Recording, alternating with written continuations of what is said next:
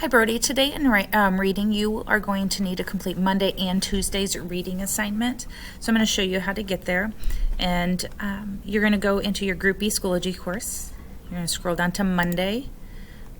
When you get to Monday, you're going to scroll down to reading.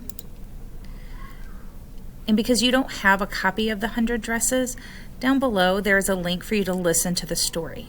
After you listen to the story, you are going to click on this link in your email, and it'll pull up chapter 1 comprehension questions.